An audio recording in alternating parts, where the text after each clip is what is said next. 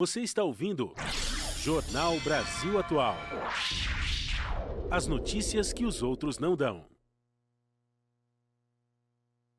Estamos recebendo aqui em nossos estúdios o jornalista, professor titular e livre docente no Departamento de Ciência da Religião da PUC de São Paulo, fundador da editora Olho d'Água, o Jorge Cláudio Ribeiro. Oi, Cláudio, bom dia, tudo bem? Tudo bem, Marilu? Prazer te ver de novo. Igualmente. Esse sorriso que o microfone não mostra. Ah, olha só. Agora a gente também tá no YouTube, né? Na Então, TVT, então mostra. tudo bem, aí mostra.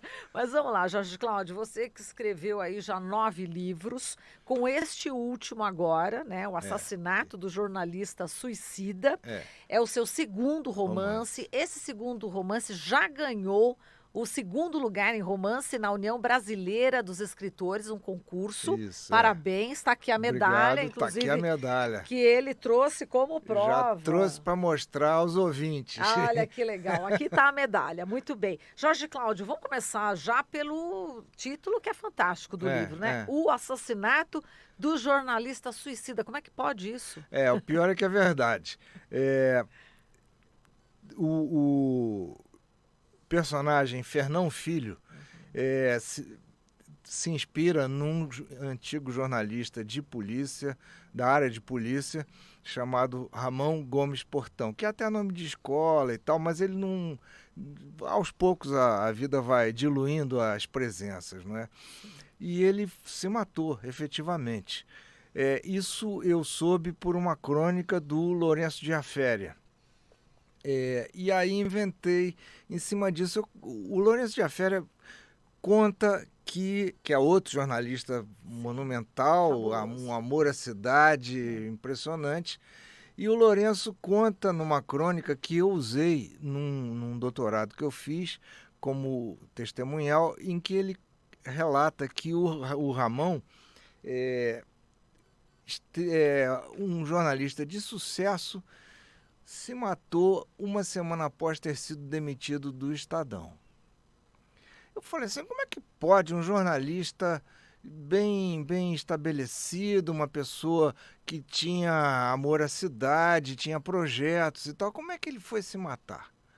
E aí eu comecei a pesquisar, a especular sobre isso, mas aí já no campo da ficção, da literatura. Eu inventei um personagem do meu livro. E aí eu falei assim, como é que esse cara se matou? O que moveu? Relato. Isso foi em 2015 que eu escrevi esse texto. Ainda não havia essa discussão toda política, antecipou de uma certa forma, de porte de arma. Jornalista da área policial, ele tinha direito de ter porte de arma. E isso daí é uma consequência trágica. As pessoas se matam quando tem porte de arma, entendeu? Se matam a si, né?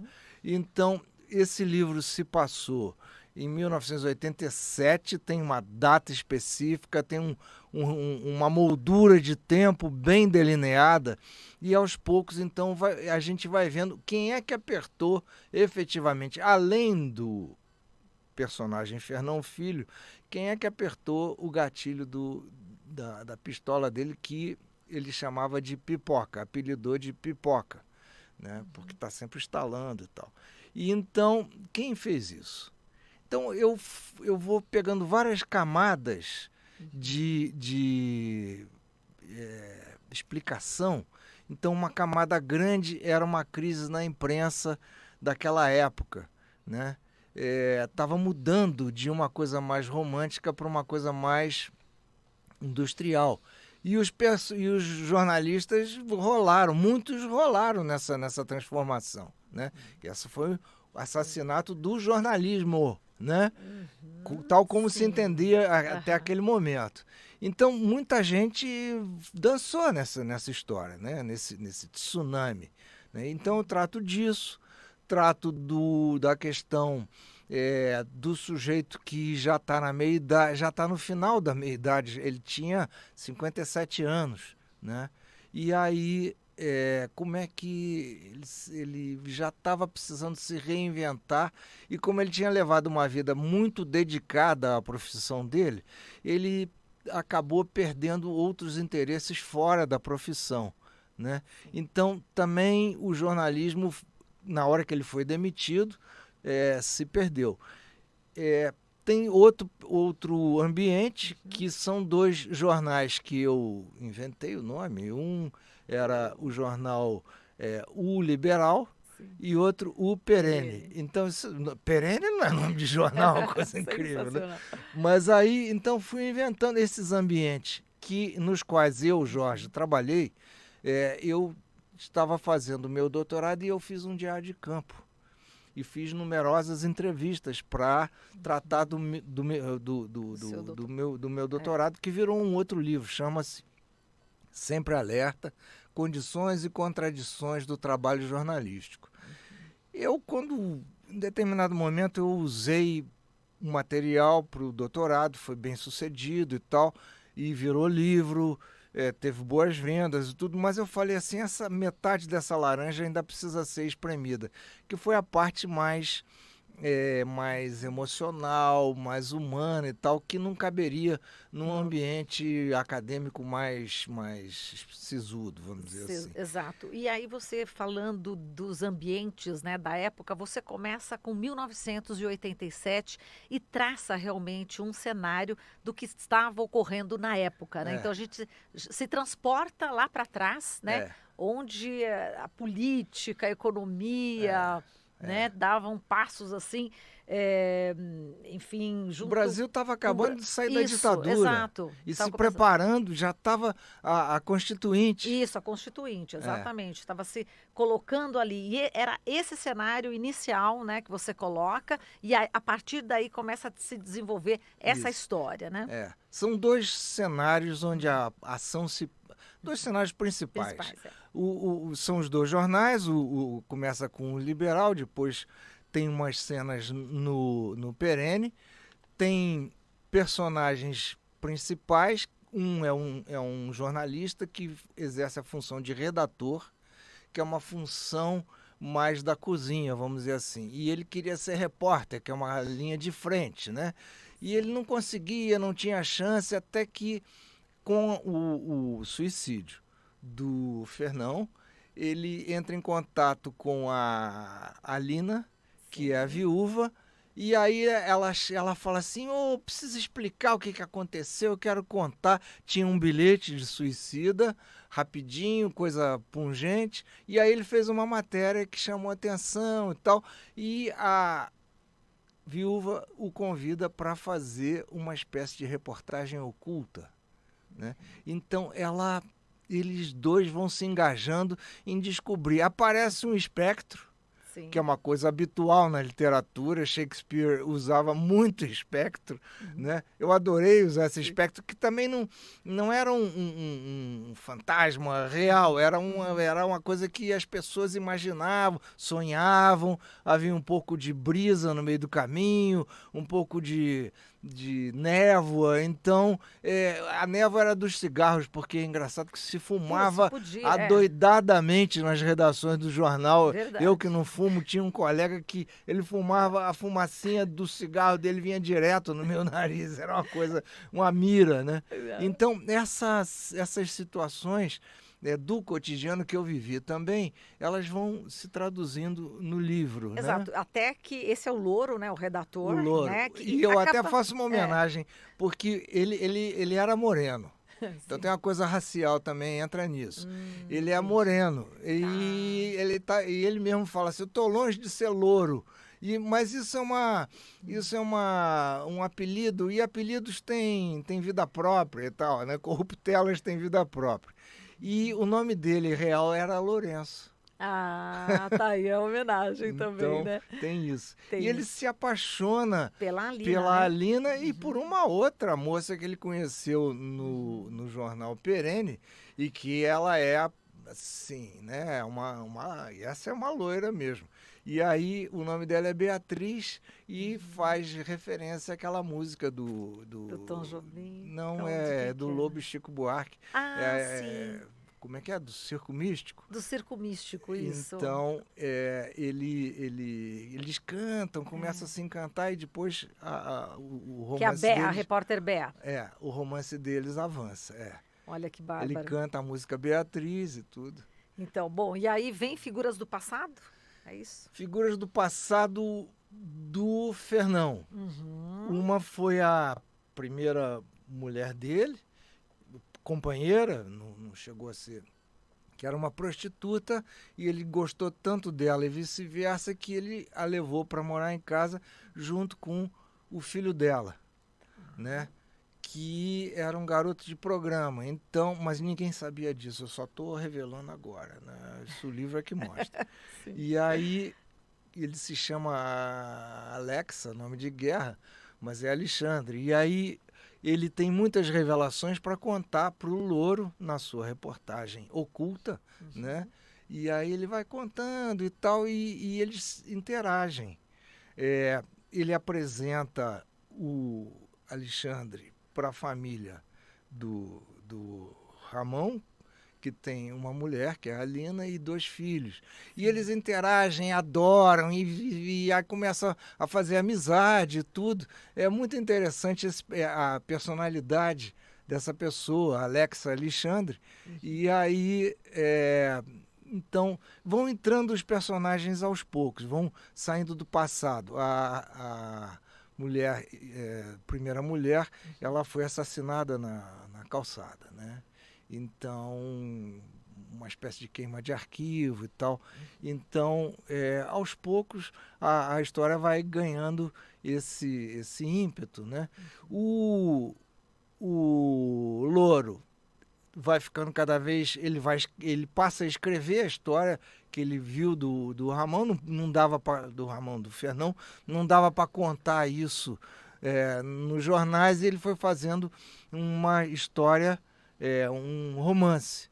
E aí, quando ele é demitido primeiro do Liberal, e depois ele é demitido, ele passa a trabalhar no Perene, e aí é demitido também. Essa daí eu lavo a alma, porque aconteceu com um escritor que fez isso. Então... ele é demitido, e com isso ele passa a se dedicar mais incisivamente à escrita do seu livro, do seu romance, que também é uma paródia do meu livro, que é A Luz que se Apagou, do jornalista Ramon, alguma coisa assim. Entendi. Quer dizer, se mistura muito, né? A tua história também, né, isso, Jorge Cláudio? Eu sei do que eu estou falando. Exato, né? tu sentiu na pele. E é interessante que o espectro vai fazendo amizade, e ele vai interagindo, vai interferindo, e o Fernando vai convivendo com as dúvidas que ele tem, e aos poucos vai achando caminhos. Eu gostei muito de fazer a experiência de escrever romance. Para quem militou na imprensa e militou na academia, que é uma coisa mais correta, tem que ser assim mesmo, né?